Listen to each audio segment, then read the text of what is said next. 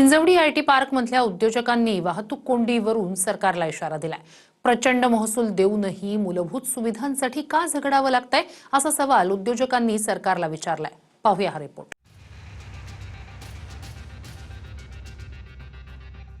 खड्डे आणि वाहतूक कोंडीमुळे चाकण एमआयडीसीत 20 कंपन्या बंद झाल्यानंतर आता हिंजवडीमधील उद्योजकांनीही वाहतूक कोंडीवर सरकारला इशारा दिलाय।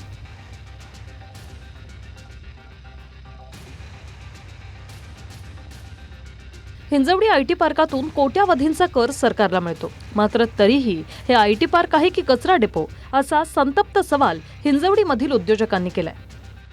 हा जो रस्ता आहे तो सगळ्या गावकऱ्यांनी जमिनी सोडल्या मागे सरकलेत की काहीतरी करा, रस्त्याचं काहीतरी करा, पण रस्ता बनवायला आज महानगरपालिका किंवा पीएमआरडी कुणीच पुढे आलेलं नाहीये। तिथे एमआरडीसीने एकदा दोनदा डागडुजी केली, त्याच्यानंतर हा विषय डायरेक्टली डिक्लेअर झाला की पुणे महानगरपालिका करणार, पण पुणे महानगरपालिकेने अजून तिथं मी म्हणतो त्यांनी इन्स्पेक्शन पण नाही केलं। म्हणजे आम्ही परवा दिवशी ज्यावेळेस म्हणलो सर तुमच्याकडे आल्या 4 महिने झाले आले, तुम्ही किती इन्स्पेक्शन केलेत तिथं किंवा तुम्ही कधी सर्वे केलाय का आमच्या भागाचा, तर त्यांच्याकडे उत्तर नव्हतं त्या गोष्टींचं। म्हणजे लिटरली तुमच्याकडे येऊन पण तुम्ही सर्वे करत नाही की तिथं खरंच गरज कसली आहे। What I feel is, also being a resident of Hinjawadi, I see that there's a lot of issues in terms of waste management. Current there is garbage lying almost everywhere, right? There are open spaces which are just used to dump waste. And even if we go and ask them, some more details about who's dumping the waste, whose waste it is, they are not ready to tell us. हिंजवडीमधल्या वाहतूक कोंडीची हयात असताना खुद्द अजित पवारांनी दखल घेतली होती।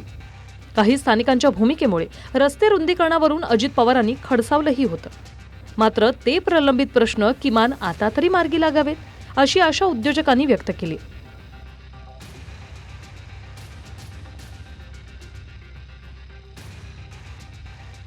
शेतकऱ्यांना मोबदला देऊन भूसंपादनानंतर रस्त्याची कामं सुरू करा।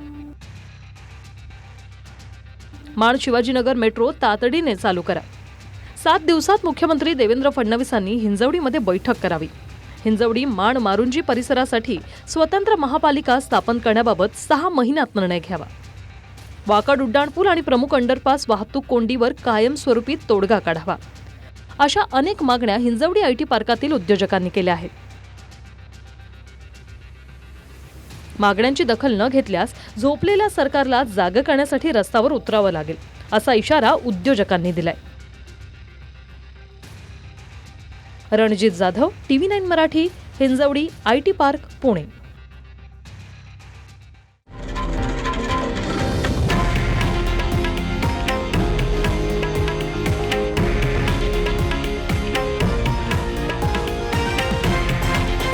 हे आहे देशातील नंबर 1 न्यूज नेटवर्क आणि आपण पाहत आहात TV9 मराठी, एकमेव।